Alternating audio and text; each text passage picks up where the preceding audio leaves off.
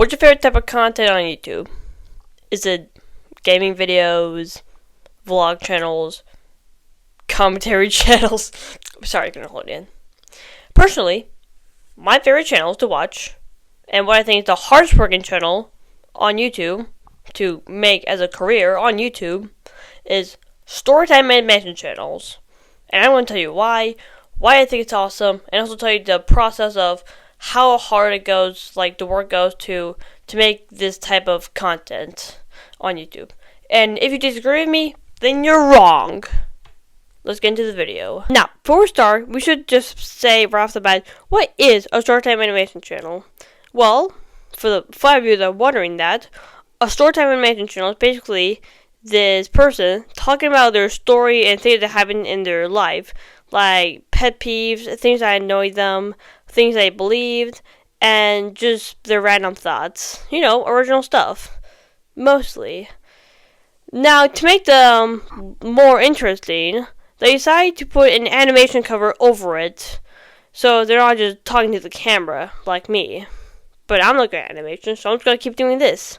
Now, normally when you're making a video like this, you don't have much thought behind it. I mean, it's a YouTube video, but I really want you to just appreciate how hard it takes to make an animation like this. That's it's like even short ones from the long ones. Both of these, they're extremely difficult to do. And you're probably like, Talon, how are they equally difficult? I mean, it's obvious the 50-minute one, it's easier to make the 1-minute one. I can probably make that one in like a few days. How hard could that be?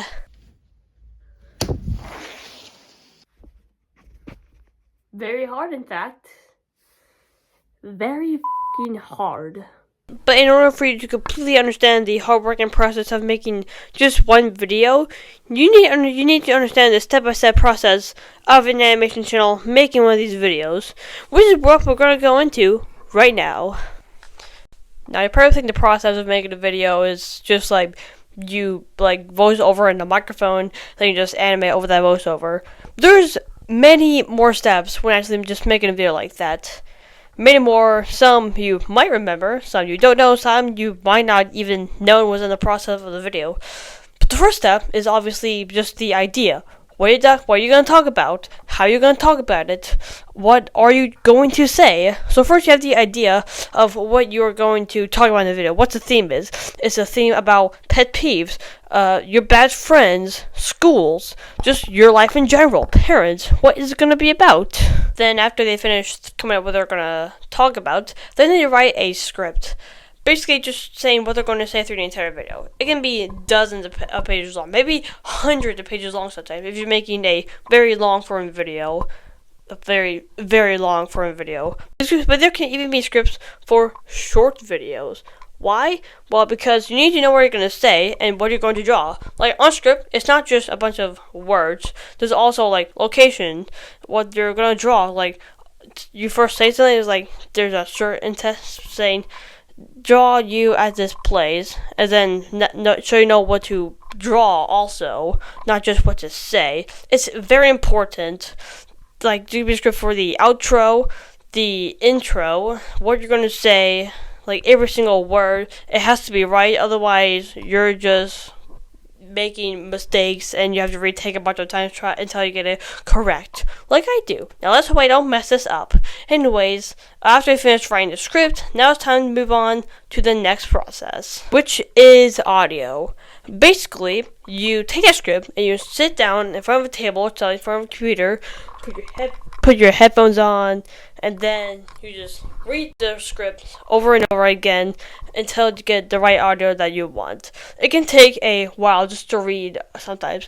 If you mess up reading a sentence, you have to say that sentence all over again. Even if it's a small mistake, no, it has to be perfect, or else you're going to have to read the entire thing again. The next step is audio editing.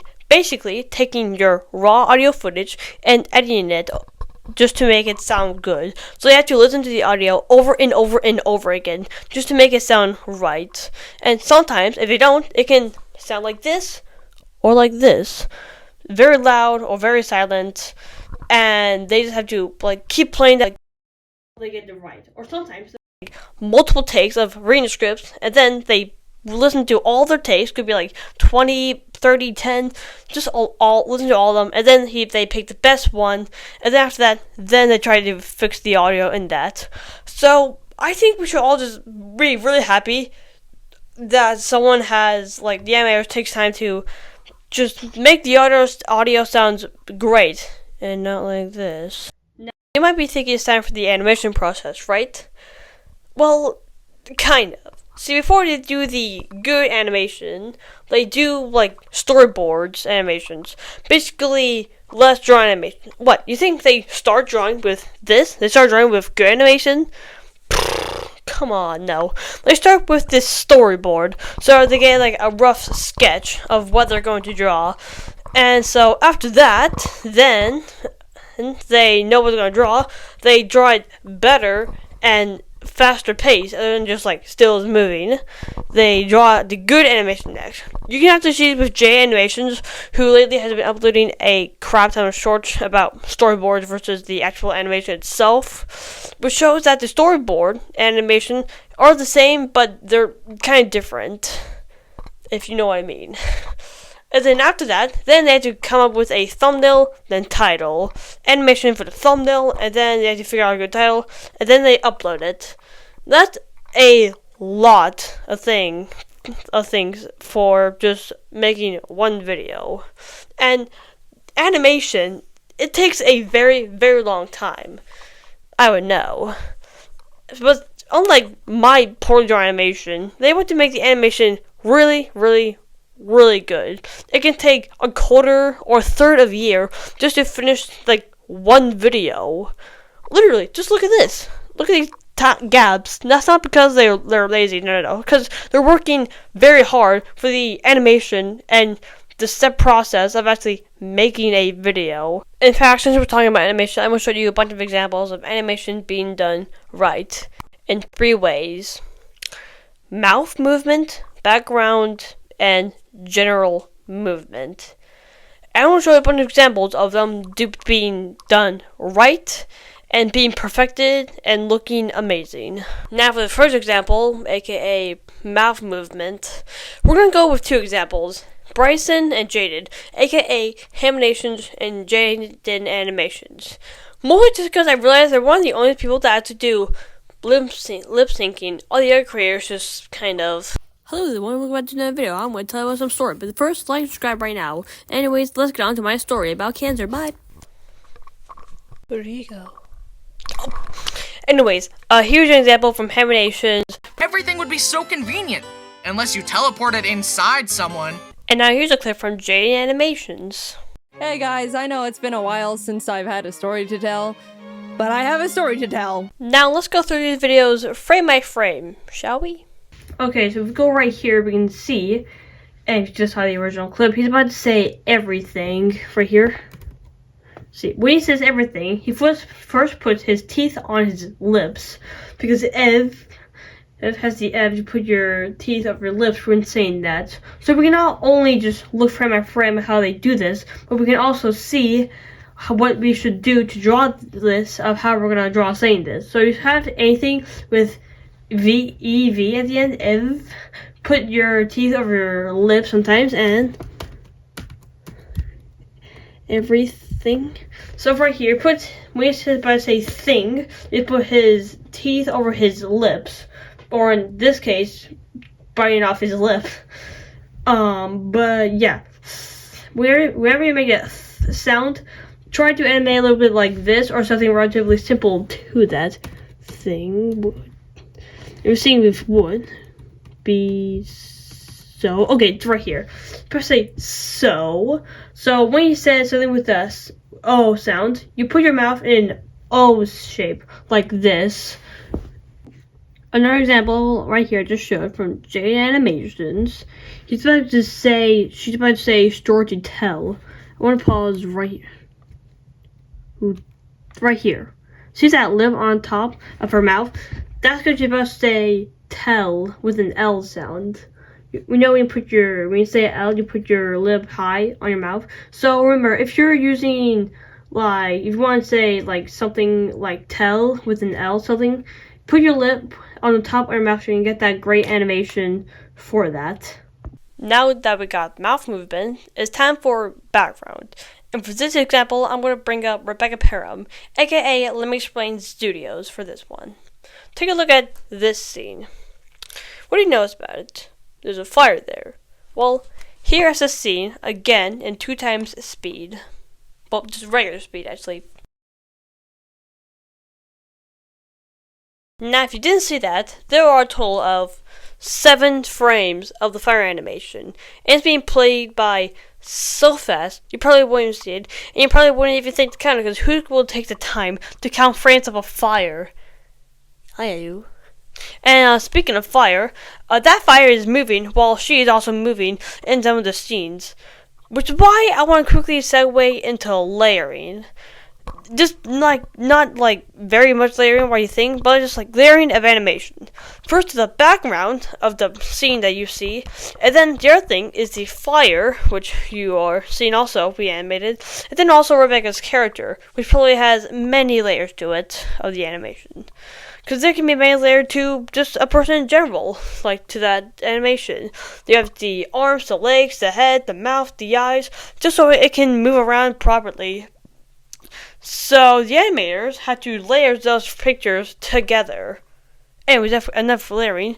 But yeah, that is an example of background being done right and looking really good. You probably wouldn't see it. Speaking of seeing things, general movement. You see me move all the time, right? Right? Okay, cool. Now for this example, I'm going to bring up ice cream sandwich as an example. And for the example, I'm going to bring up this video clip right now. You'll see on screen right now as I'm talking.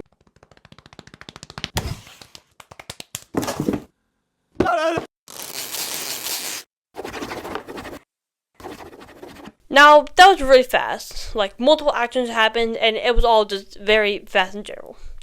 But here, let me break it down for you. That first original fight scene, it took 6 frames, 6 different drawing animations, and that repeated over multiple times. And then for the box scene, where he taped the box together, he drew 10 different animation frames, then repeated that. And then, for the writing scene, where he wrote his name and other things on the box, that was 43 frames that I've counted of animation. 43 different frames of animation. Drawings that he added there. That's a lot. And fun fact, I actually recorded that 43 frames. And that section, with the writing's name, it took about 3 seconds. Drawing 43 different drawings, all for just 3 seconds of context. Just think about how much work he had to put into those drawings. All that, hours of drawings, just for that to be put in, for 3 seconds of content. If that's for 3 seconds, imagine what 3 minutes would be. How many frames would that be? I'm going to tell you right now. Let's say an average person is going to have 20 frames per second for the entire video. That would mean to make 1 second, they have to make 20 frames obviously, but for 1 minute, that is 1,200 frames. And that's already a lot. But let's say you want to make a 10-minute video. Do you want to guess how many frames that'll take? Don't guess, I'm going to tell you. It's about 12,000 frames per second. So 12,000 individual drawings being just thrown together in 10 minutes. Sometimes they can duplicate the drawings, but it's still the fact that it's a lot of drawings that you have to just condense down and speed up to make it 10 minutes. And as you can imagine, this is extremely hard for one person. No one can do it alone. But I mean, some people can, but not everyone. Which is why they have a team. A team that can consist of a few people to a few dozen people. For some examples, some big animators, like the All Out, the biggest storytime animator in the world, that tells the truth, has 31 employees. And YouTubers usually show the people who helped work on the video at the end card, at the end of the video, where they usually show fan art and give them final thoughts on the video and things that happened. But they also sometimes, well, not sometimes, they show people who worked on the video. Animations does that, and she has 26 employees. And Haminations has 33 employees. That's more than y'all went out. Come on, James, step your game. What are you doing? And on this team, there could be a lot of different, workers that work different things. Like, for example, thumbnail artists, background artists, animators, storyboarders, and many more. Maybe audio editors, script editors, and a lot of different job roles. Or maybe that's just it. Who knows? Anyways. No, I did not. Just look at that. You didn't see that.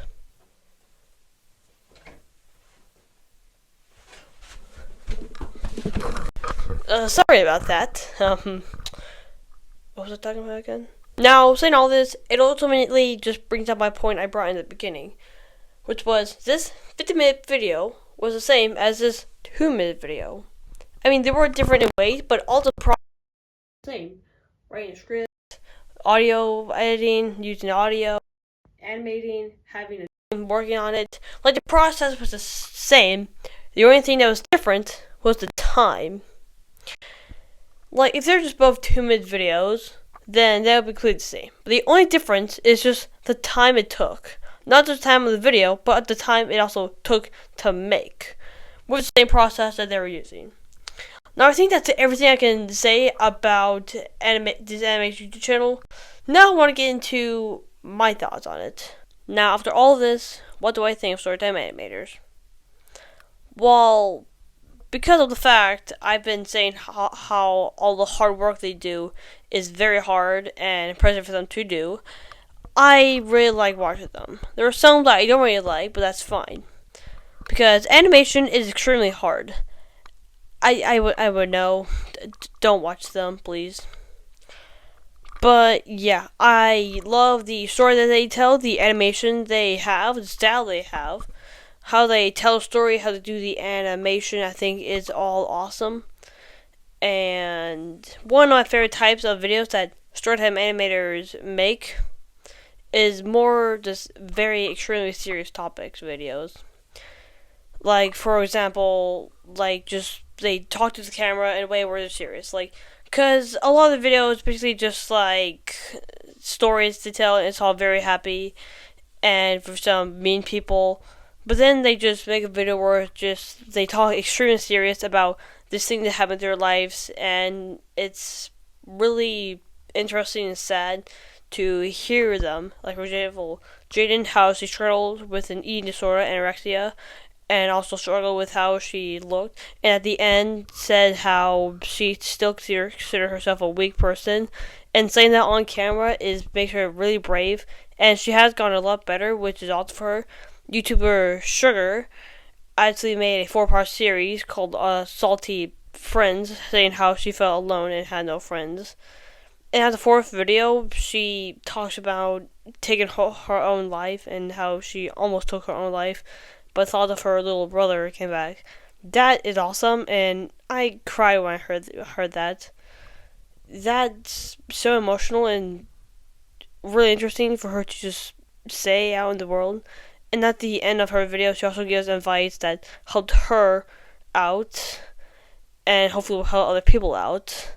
Just those type of videos, I love to watch, and there's many more that I love to see.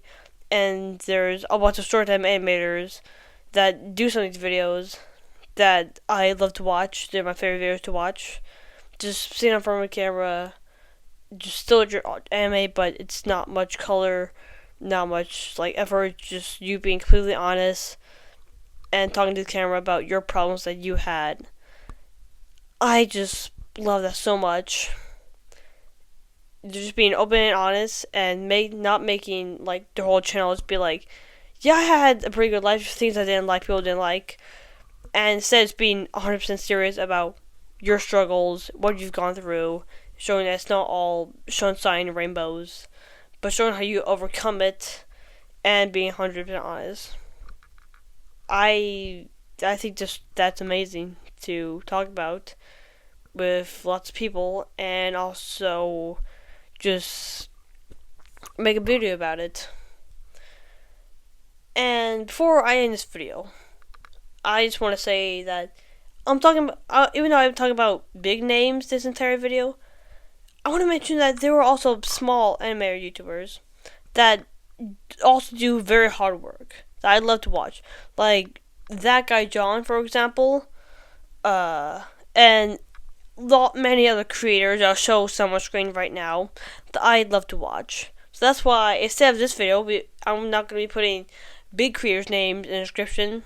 Well, I will, but I won't tag them. Like, I won't add them, so they don't have to, like, just watch because I tagged them. I'm instead going to tag a bunch of other small creators, well, storytime animators, that has, like, less than, like, 15 or 20,000 subscribers, and they have really good animations and videos that I think you would just love to see if you also love storytime animation videos and want to see more of that. So yeah, I'll link down below as many as I can find that I have. I think it's like 10 or 15, maybe more or less. But yeah, thank you so much for taking the time to hear me yap and talk about this. It's going to be a long time editing, but just thanks for watching all the way. Have a great day.